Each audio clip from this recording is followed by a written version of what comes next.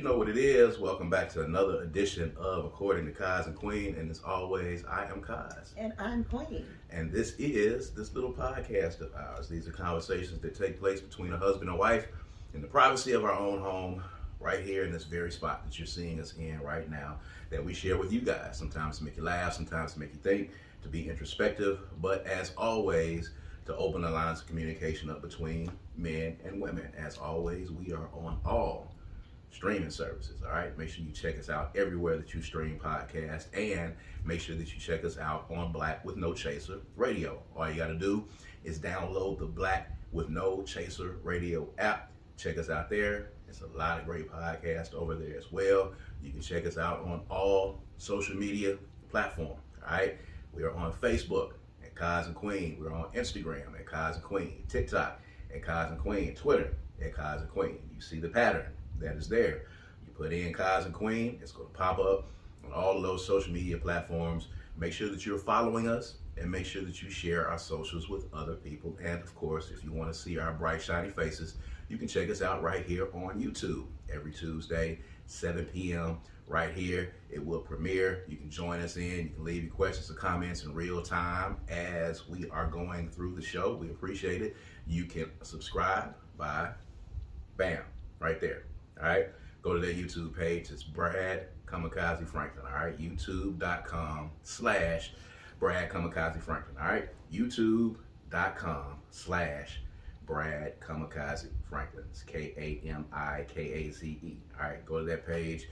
You can check out this podcast, all of the other great content that is on that page as well. And now we've even got a YouTube up of the audio. So every week when this comes out, you'll be able to check us out live and in living color, and you'll see our faces. But you can also check out the audio of the podcast on YouTube as well. So those are on the page, man. So make sure that you do that. This is brought to you by the Kundi Collection. As you see, we got some of the exclusive right here, Kundi Collection. You see it right there. All right, www.kundicollective.com. And shut up and shine. Shut up and shine right here. We're going to be decked out. We're going to represent. All you got to do is go to that website. You see it on the screen, www.kundicollective.com, Kundi Collective, kundicollective.com. Go to that website. You can check out all of the great designs that are there. Great way for you to express your blackness and your love for Mississippi if you are Mississippians like we are. And we appreciate y'all for continuing to show love. Numbers are steadily climbing. We're going to get to 1,000 soon enough, slowly but surely. We are along our little journey, organically growing, and we appreciate you guys for continuing to support what it is that we do here. So, a lot of stuff going on this past week in the midst of the Super Bowl, post-Super Bowl, a lot of stuff happening out there, particularly something that I think was pertinent to our journey as a couple. Of course, Shannon Sharp had another comedian on his show. Club Shay Shay, baby. Yeah, I don't know if he is just deciding that he wants to just interview comedians, because, you know, he's gotten into a little groove. He's chasing the tea, wherever the tea is. He's chasing the mess, wherever the mess is. Now, I don't know how this Desi Banks interview is going to go, because there wasn't a lot of tea on there, but it did so happen on Club Shay Shay, which has become, you know, a landing point for mess. But he did make a comment, and there was a conversation about him and his journey and his girlfriend not supporting him in his journey. And I think that was kind of pertinent to our story. And I definitely wanted to lead off with that because I know that you have some very strong opinions about it. And for you guys that are out there watching, these are some things that happened to the Franklins in the flesh. And watching him talk about it, now being on the other side of it, I've got different views than I would have had previously. But if you did not watch the Shannon Sharp interview, Desi Banks was on. He talked about his girlfriend not supporting him. He said they did end on good terms, but, you know, he said that the bills were continuously coming. He was working on his comedy. He was making videos, and what he was doing was not really connecting, and she was having to take up a lot of the slack with paying the bills. And it got to the point where, you know, he was getting depressed because his career was not going where it needed to go. He didn't feel like she was supporting him. He had to end up going back in and moving back in with his grandmother because she put him out at 2 a.m. after having this conversation. And now here he is, of course, Desi Banks, that we all know, internet, social media, I won't say superstar, but, you know, known internet comedian. And he'll be known more now that he's gotten this interview with Shannon Sharp. But it was interesting hearing him talk about the conversations that he had with his girlfriend at the time on their journey. And I was in a similar situation. Us as a couple, we were in a similar situation. I don't know, did you particularly go in and check out the clip? Mm-hmm. I mean, so I know you've got some opinions on this. So let's talk about our journey. And let's talk about your experiences in listening to Desi Banks and what you felt in listening to him as it relates to what we went through so many years ago. I think it's a pretty commonplace situation, specifically in the Black community. I talk about what I know, so I can't talk about what other races experience, but specifically in the Black community, the Black women are cool initially to support your dreams, even at the expense of our own, because we want to believe in the Black man, right? We want to believe in, it's easier for us to believe that the Black man who is the head of the household and whatnot can save us, who can, you know, bring us out of whatever situation we're in. And if you happen to be talented, that just kind of puts the icing on the cake. Right. And we don't mind, you know, carrying the load for a while. But you got to turn something over. It's got to look like you making some headway. A little too long, because we also have this thing in our head that our mothers and grandmothers have taught us about taking care of men, you know. So it's a very thin line. On the one hand, you know, we're supposed to support our men, and on the other hand, we can't allow a man to be a deadbeat and lay on the couch all day. And so it's constantly a toss-up, right? Yeah. For us specifically, I don't know that what ended when we had our breakup, I wouldn't say that your strides in your professional life or lack of was really ultimately the issue. Right.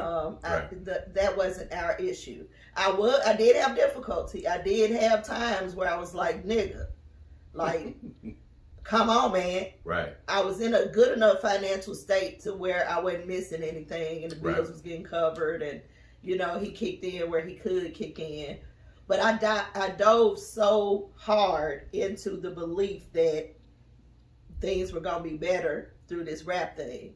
I dove head over heels into your dream. And I neglected my own, didn't develop them, didn't think about them. Everything was about you and getting you to where you needed to be.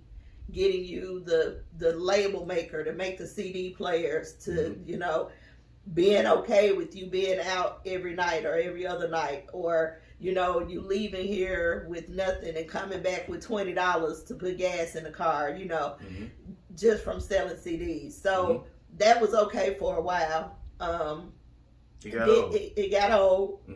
It started looking like I can't do this forever. It wasn't about you not making it. It wasn't about me not believing in you. It was about needing some assistance to elevate us. If this is not going to work, which devastated me at the point, because I didn't have any idea, didn't even fathom that it wasn't going to work. That was never something that I considered. I believed wholeheartedly in it. Fortunately enough, I believe that you are good at rapping. Like, I believed it. There was no doubt in my mind that he was dope and he was going to make it. If anybody heard him, he was going to make it. I didn't have no doubt. I bought it. Right. 20 grand. I was on it. I was on the line. Right. And when it didn't start panning out the way that it was presented to me that it was, and I'm talking about from jump, it was a, hey, how you doing? Look, this is what I'm doing in my life type of thing. And So being in it from jump, when it's, after some years of not seeing anything prosper, and people around here know who you are. We can't go to the grocery store without somebody pulling you over. You on this feature and that feature, and you doing this show and that show. It looked like it should have been some prosperity happening. Right. And it wasn't. And I didn't understand that side. And to be honest with you, I think what happens with women is we become deflated. Mm-hmm. Because we believe so heartedly into that dream that it becomes a time thing. Like, I done wasted so much time, and if this doesn't happen, what happens with my life? So now we got to step in like Black women do, and we have to start looking out for, how do I save this? What do I do? How do I make this better? And unfortunately, the first thing to go is the man. Like, you got to get out of here, because if I got to do this on my own, I can't do it and take care of you. And that's fair. I think in our instance as well, it wasn't even the fact of the financial piece not connecting like it needed to. Being able to chip in when I had a moment of prosperity, or things went well, or I had a string of shows that, paid well, or, went and picked up a consignment check, any of those things. The financial prosperity only lasted for moments. It was momentary. But the one thing that in hindsight now, when I look back on it, one of the things that I didn't do that led to the eventual breakup, it wasn't just financial, as you said. I was not kicking in financially, and I was not carrying my weight financially, but I was also absent and deficient emotionally as well, which is a Molotov cocktail for failure in a relationship. So I was already having you to pretty much support the relationship because you were supporting my dream, but I was also taking you for granted, and I was also not supplementing what I was not doing financially. I was not supplementing it spiritually and emotionally. So I was unavailable emotionally and romantically, and unavailable financially. And had it been the other way around, had I been at least trying to balance out those things, I don't know. I'm not even sure that you still would have stayed in that time. I'm always thankful for the breakup. I think it was absolutely necessary for us to have that time apart. But I think about just how appalling it is to me, just the nerve that, dude, you already are short on the money here. You already have this woman who is trying to take care of this household while you're in here working on your dream, but you're also taking her for granted. I think, honestly, that's what killed it. The taking for granted, the not being emotionally available. And because I think I could have made it a little while longer, actually, if I was being cherished more, mm-hmm. if I was being appreciated more, or if I know you appreciated it, but you didn't outwardly show it. Mm-hmm. So if I could tell that I was appreciated, and I could feel that I was appreciated, I think it would have lasted a little bit longer. It would have lasted a few more months, but eventually it would have gotten to the point where you were tired of kind of carrying the weight as well. And even in the time that we were apart, when I was figuring it out, things started leveling off a little bit, and then there was a dip, and then, it clicked in my mind that, hey, you got to figure out a balance in this. And I just never figured out the balance when I was with you because I wasn't mature enough to get it and figure it out. There are people out there that are pursuing their dreams every day.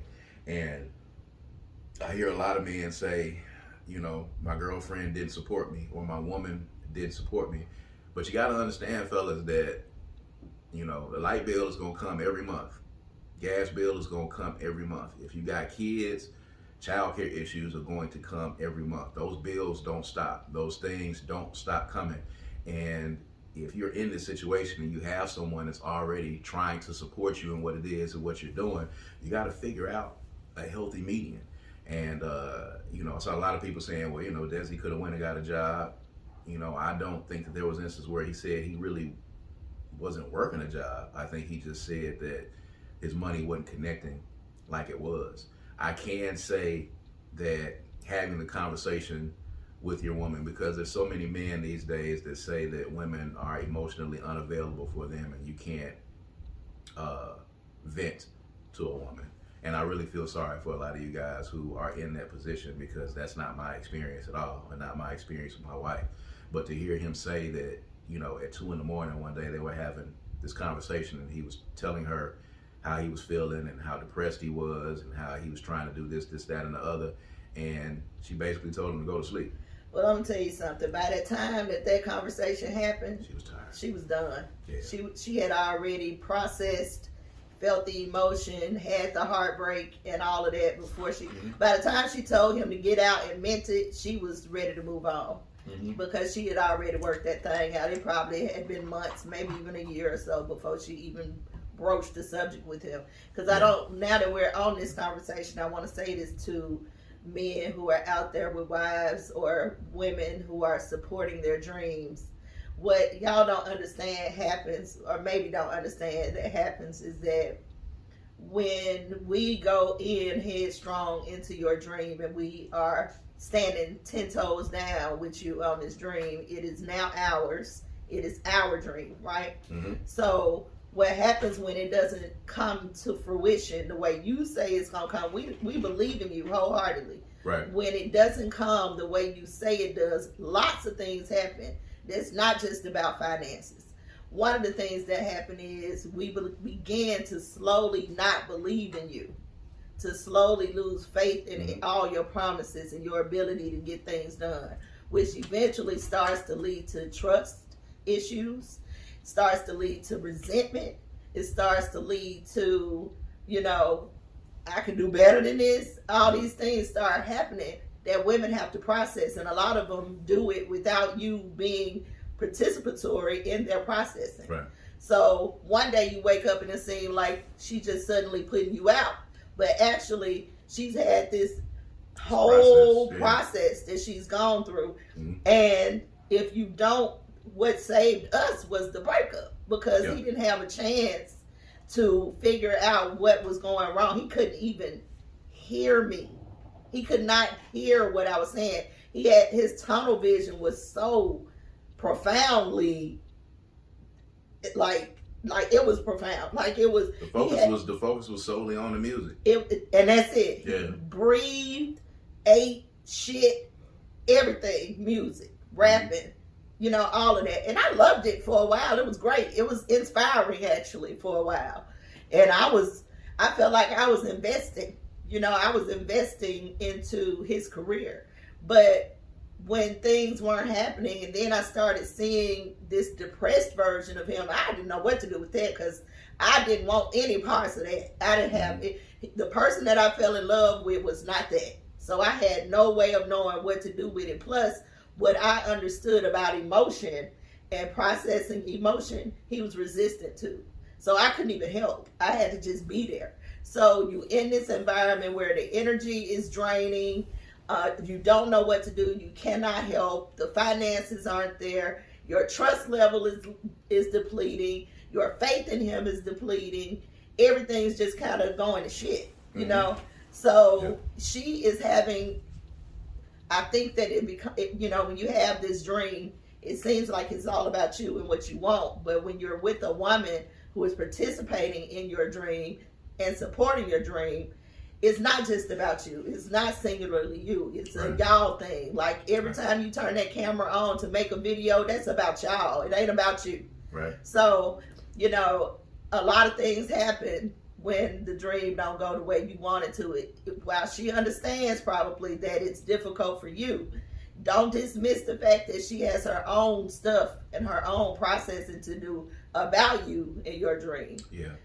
And you know, a lot of people were taking it as, you know, Desi Banks was trying to make his girlfriend the villain in his story.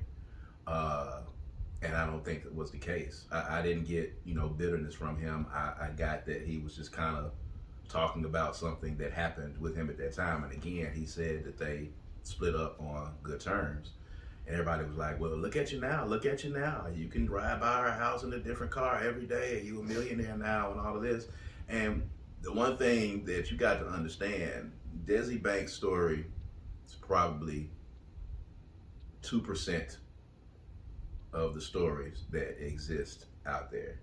Desi Banks is the exception and not the rule. There are thousands of men and thousands of couples going through that right now where they will not come out on the back end of this like Desi Banks did. A lot of them will come out in a worse situation. And a lot of them will unfortunately try to blame their girlfriend or blame their spouse on not believing in their dreams. But again, initially off the bat, you have to assess and know the situation that you're in. Chase your dreams. By all means, chase them down. I mean, feverishly, aggressively, chase those dreams, man, because those are the things that fuel life. But you have to be smart enough and responsible enough to take care of responsibilities that exist. Now, here's this caveat to that. If you know, and I should have done this as well, if you know that your focus is going to be on this dream, and if you know that this is going to be your tunnel focus and what you're pursuing above all else, then that's not the time for you to get in a relationship. That's it right there. That's not the time for you to have kids. That's not the time for you to even try to get into a job where you're going to have a lot of responsibility or you're going to not have the time to pursue that dream. Go after that dream, but if you're going after that dream and you know that's your focus, then you should not be in a relationship. You damn sure shouldn't be married, and you damn sure shouldn't have kids. That is what I did not do. I mean, fortunately for me, I fell in love with this woman. I fell in love with her, and I did not want to be without her, and I wanted her to be around me, and I wanted her to be there. You wanted me to wait till you got it together. I didn't want you to wait until I got it together because I didn't know if you were going to be available when I got it together. No, you wanted me there. You just didn't put in what you needed to put in to keep it. You knew you wanted me. Yeah, I mean, I knew I wanted you. But you still had I was not a part of your vision, your focus. I wasn't a part of that. I never made it in there. You were just the caveat because to me making it to a certain level in the music business was going to take care of all of my problems. It was going to take care of you being satisfied, my older kids being satisfied. It was going to take care of all of that. It was going to be the cure-all for everything. So I focused on it. And with you, in hindsight now, if I'm being honest, I should not have pursued you and tried to get into a relationship with you. I was not in a place where I could actually be living with a woman and in a committed relationship and not able to take care of the basic needs that we needed to take care of. Luckily, you and I were both coming from similar backgrounds and we understood the struggle and we struggled together in a lot of those instances. But once you got into the position where you were bringing in a steady paycheck and you had the benefits and all those things, that shouldn't have been the time that I should have, tied you down in that position, as far as a relationship is concerned, because I was not ready to, because my focus was on music. But selfishly, when I look back on it, I did not know if you were going to be available. If I was like, I'm not ready to date right now, I'm not ready to be in a relationship, I'm going to swing back around on her. When this music pops off, I'm going to swing back around on her. But in my mind, this is a quality woman right here. I don't know if she's going to be available when I swing back around. And you wouldn't have been. She wouldn't have been. So, I claimed you at that time, but I claimed you, with an asterisk because I didn't have my shit together. And, the rest, as they say, is history, because that breakup was necessary. And again, not so much because of the financial. You were carrying a burden. You were carrying the majority of the financial burden in the home. You were paying the bills. I tell people that all the time. I'm not ashamed of it at all whatsoever. It didn't make me less of a man. I was pursuing my dream, and she bought in to the dream. And she said, as a part of me buying into this, I am willing to be the breadwinner in this household while you're pursuing your dream. And after a while, though, it got old. And I'm going to tell you, you may find that ride or die woman that's going to be with you. And if you do, I encourage you to keep her, and I encourage you to take care of that woman. But at some point, everyone is going to get tired of shouldering all of the load when they're in a relationship. She got to the point where she was tired, and when she did not see me really making an effort to even meet her halfway on any of those things at all whatsoever, and my focus was, on the music. I wasn't even paying attention to her. I wasn't giving her the attention that she deserved. I wasn't loving on her like I should have, and that should have been my very first focus. I should have been dead set on, well, I ain't got no money right now, and I can't contribute to this household, but I'm gonna make sure that my woman knows that she's loved and she's appreciated and not taken for granted. I wasn't doing that at all. I was completely absent and completely disconnected from taking care of her and treating her as she needed to be treated and not taking her for granted. I was disconnected from everything that I would have seen as a deterrent of me going after music at the time. And it was a mistake. I don't encourage it. I don't encourage men out there that are listening to this right now. I don't encourage you to do the same thing. If you are a comedian, if you're trying to do music, if you're trying to do whatever it is you do, find a healthy median in your life. But if you figure this dream happens, if it actualizes for you after you have already gotten married and you are now committed to your family, then you have to do the second part, which is make sure that she understands how you see her, how you appreciate her, that you're not taking her for granted. Mm-hmm. Like, you gotta go above and beyond to make sure that she's okay with things being the way that they are. Right. Because a lot of y'all position this thing like you're gonna be rich in a year. Just hold me down for a year and I got it.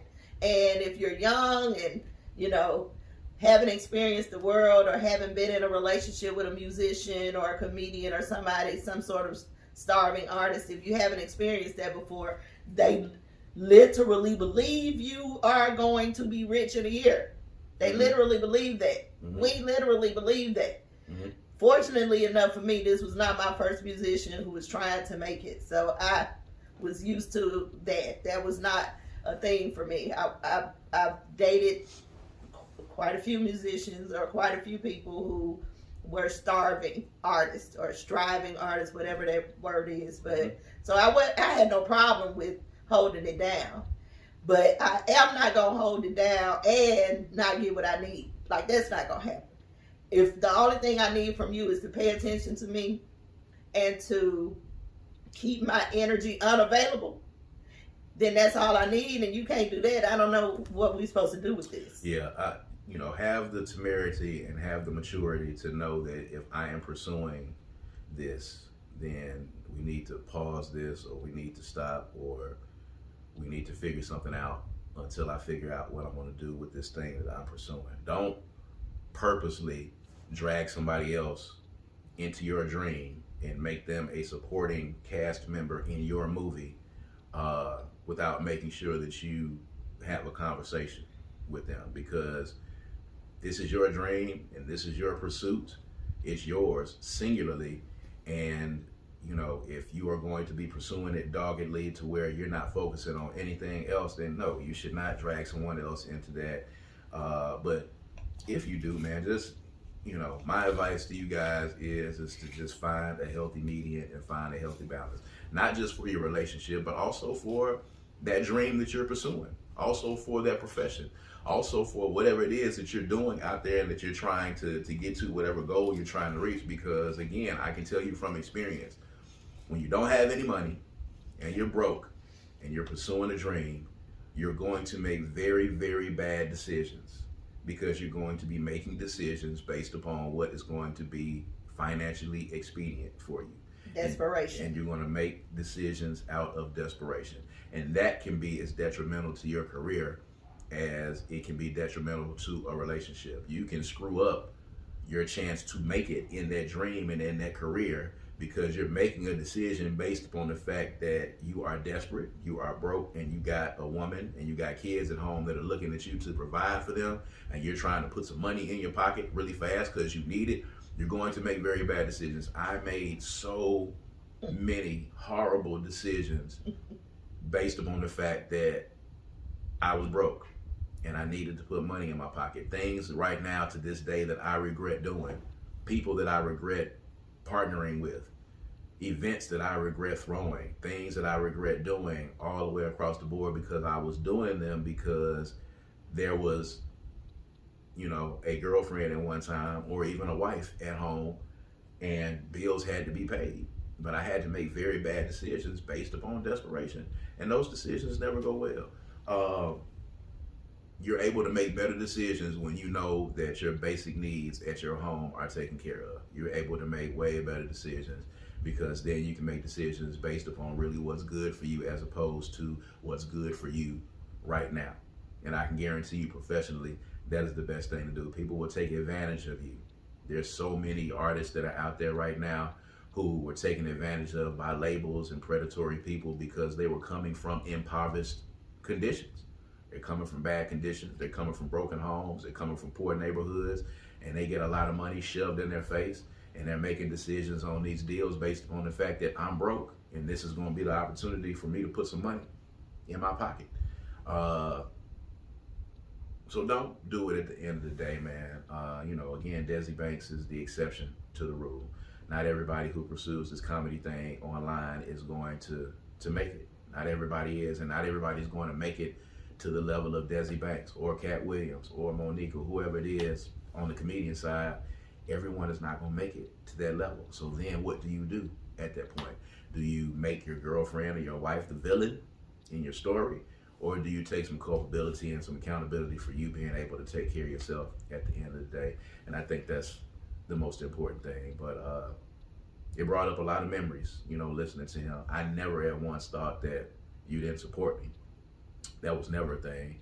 Never thought that you didn't believe in me. I always knew that all the way across the board, but common sense is just common damn sense at the end of the day. It was really, like, I think about it now, and it makes so much sense in the world. Like, hey man, the light bill is due. You know what I'm saying? Hey man, we gotta eat.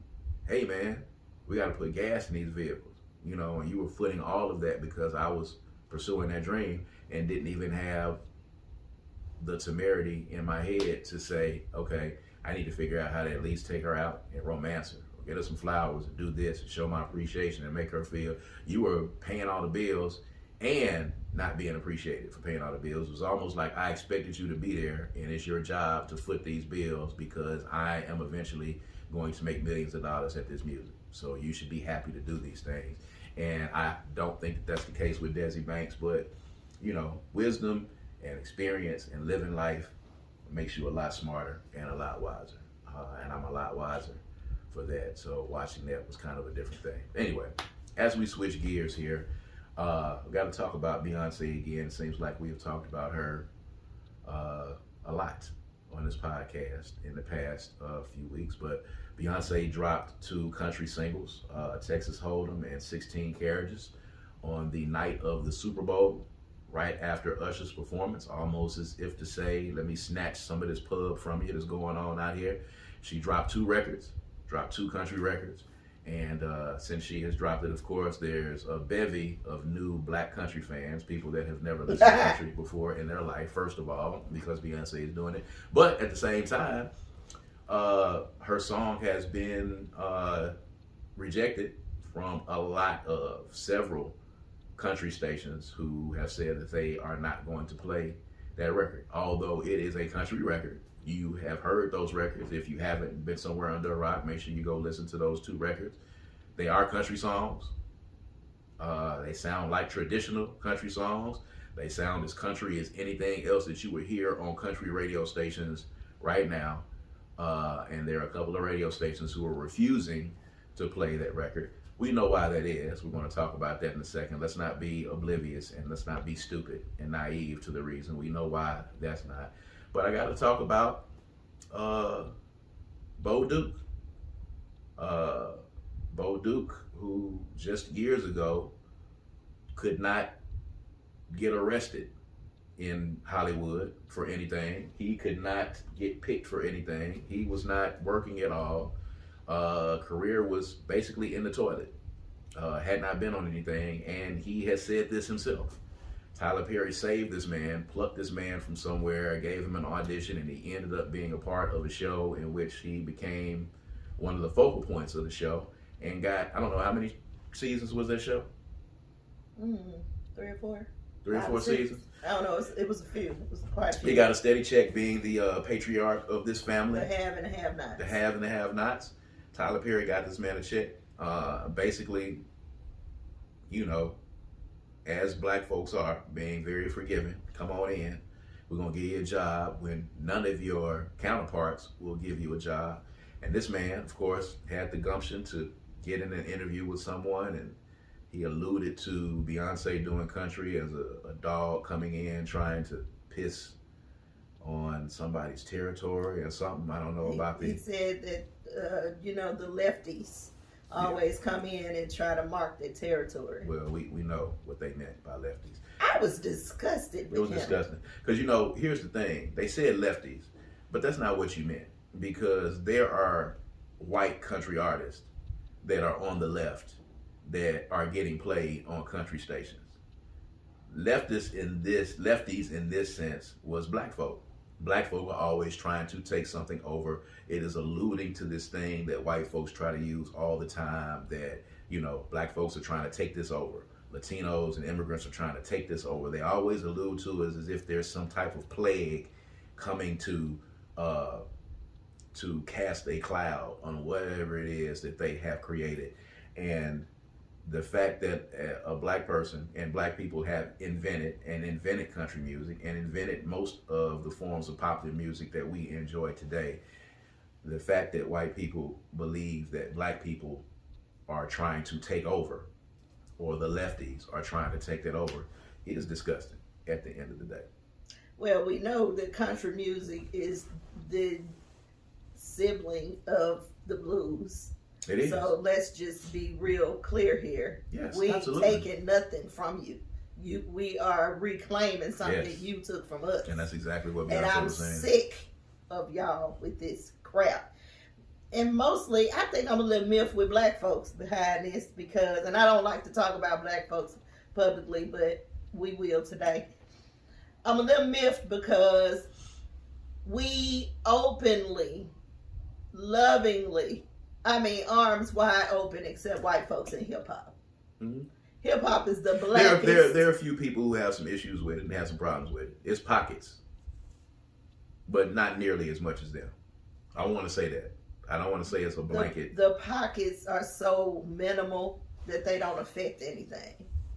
But when you get, and let's be honest, there are other black country artists who haven't had this reaction to. Mm-hmm. The reaction is to Beyonce because Beyonce really actually has the capability to come in and become the country artist. Yes. So there are other artists who've been out there a long time who are white singing country music that she would chew up and spit out. Instantly. And they understand that. Yes. So on the one hand, I get it. I'd be terrified too if Beyonce said, "Oh, I'm doing that," and she just came in and did it because it's a high chance that this music will never be the same again. And let's be honest, I think Beyonce sounds like a mix between R&B and country. She doesn't sound like a country artist to me, but I'm okay with that because the voice, you mean? The voice, yeah. Gotcha.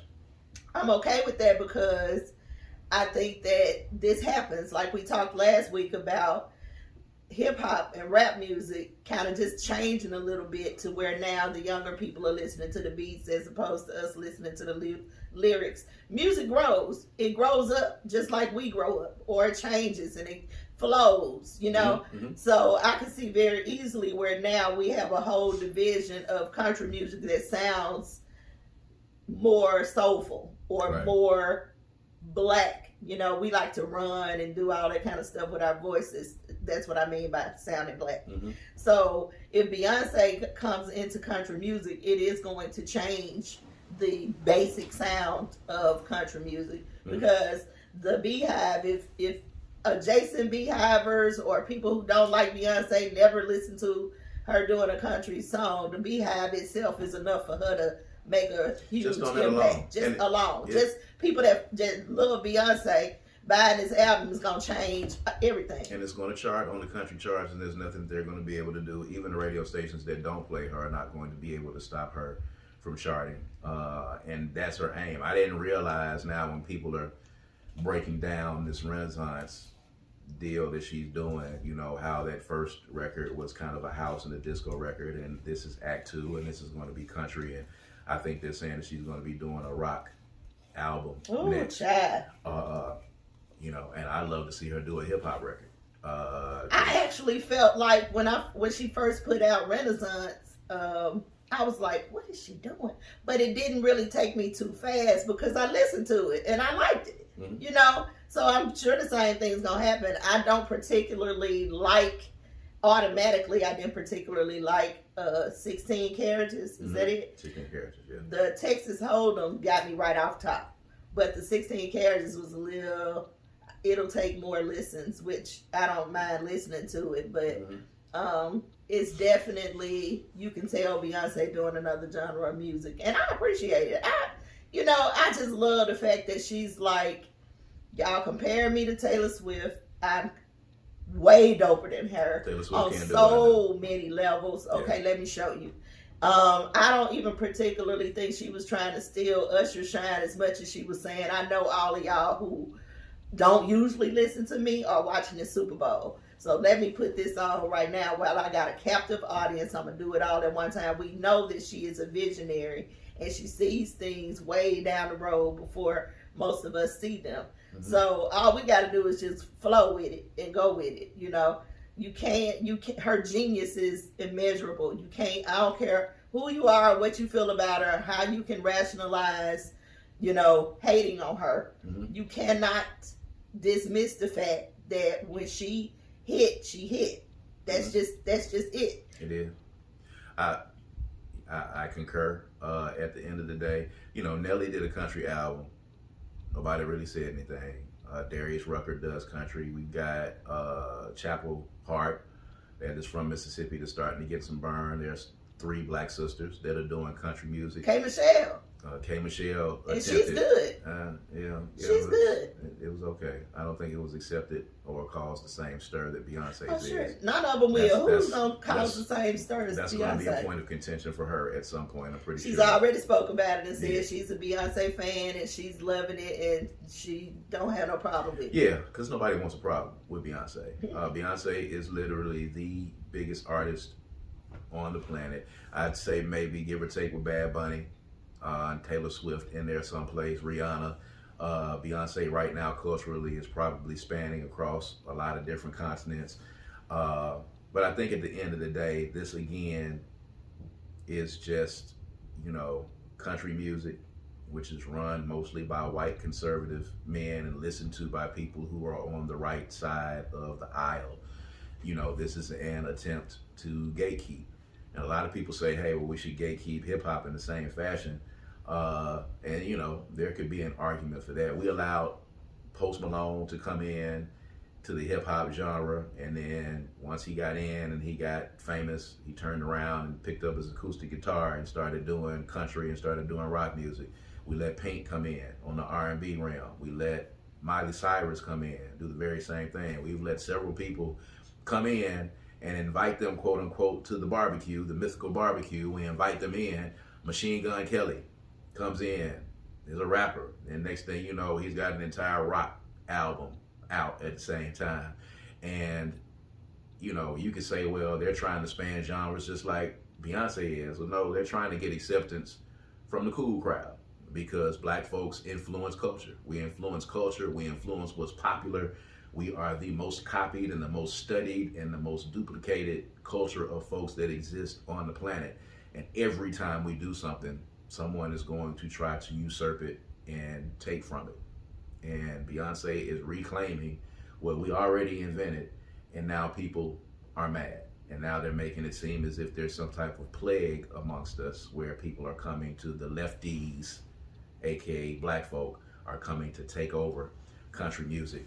And John Schneider, you know, the nerve of you, I've already had to make peace with, and I've already had to reevaluate, and I've already had to, in my mind, you know, go through the fact that the Dukes of Hazzard, which was one of my favorite shows growing up, and the General Lee, which was the car that I wanted my entire childhood, I have to go back through and come to grips with the fact that that was a racist emblem on the top of the car. They were in Georgia. It was pretty much a show that I think was steeped in racism.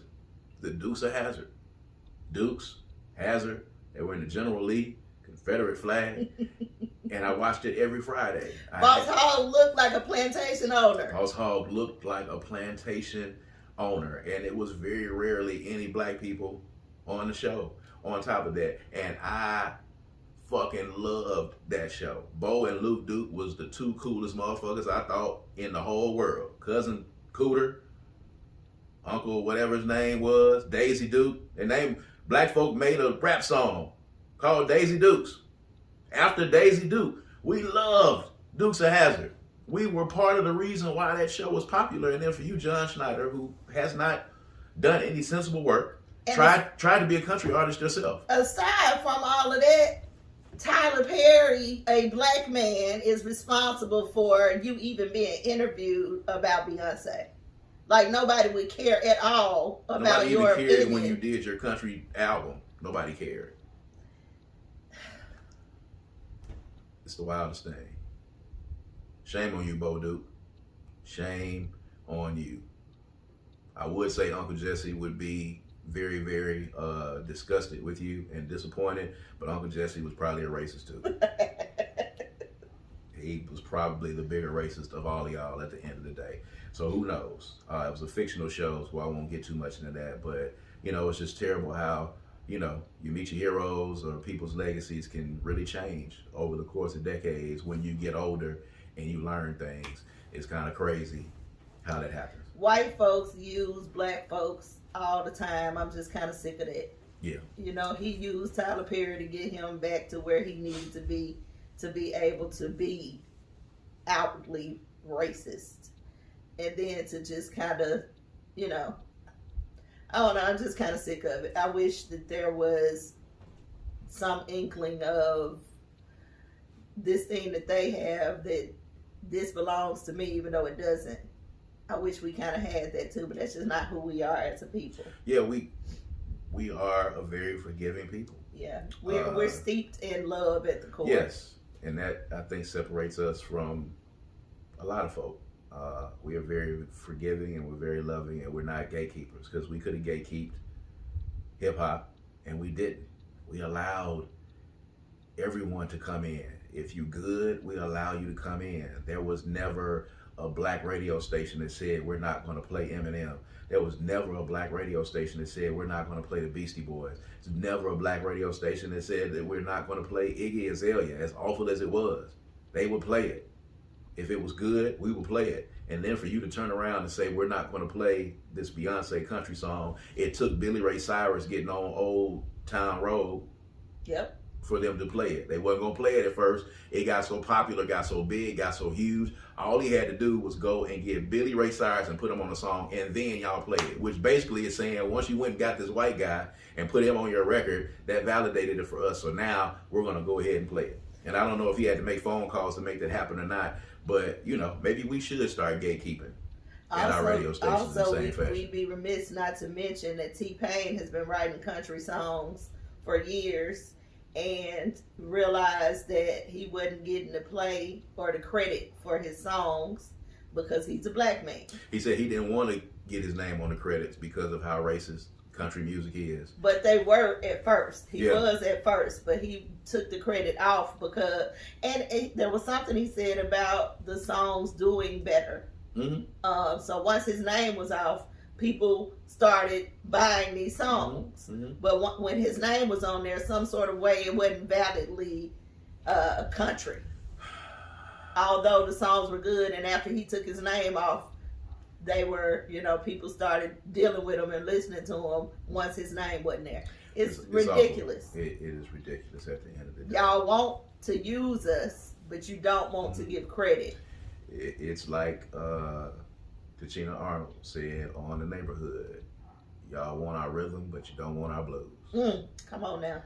And that's kind of the way it is. And it's just terrible that it's happening like that. And it is what it is. Let's not try to sugarcoat it. Let's try to not make it into something. And, you know, for people like, oh, it's not a race issue. It's not a race issue. It is a race issue, as with most things in this country right now, in this post-Obama world that we are in. Before Obama, maybe not. But a post-Obama world that we live in right now, everything is going to be a racial issue. That gentleman being elected to the presidency of the United States changed the complexion of this country forever, at least for the foreseeable future, and how things are looked at and how things are broached and, you know, how people react to things these days. And unfortunately, these reactions are due to the color of the people's skin that they are dealing with at the end of the day, because that's the reason why they're not going to play Beyonce on the country stations. Not because she's black, she's not the kind of black person that we want to play on the radio stations. She is too dominant. Yes. They fear her. Yeah. Because if Beyonce takes over country, they lose their footing. Yes. So it's all based in fear. It's all because they're intimidated by black power. Mm-hmm. They're intimidated by black our ability to overcome. Mm-hmm. They're intimidated. I mean, it's everywhere. It's in every single part of your life every day if you live in this country. Yeah, racism is steeped in fear, really, at the end of the day. And part of it is the fear of one day being treated like black folk have been treated all of these years. I could imagine that probably keeps a lot of white people up at night, for fear of actually being relegated to the status that they have relegated black people to. For the day that black people decide, we're not going to let you do this no more. That's the day that they scared of. Who knows when that's going to be. At any rate, so we appreciate y'all for tuning in.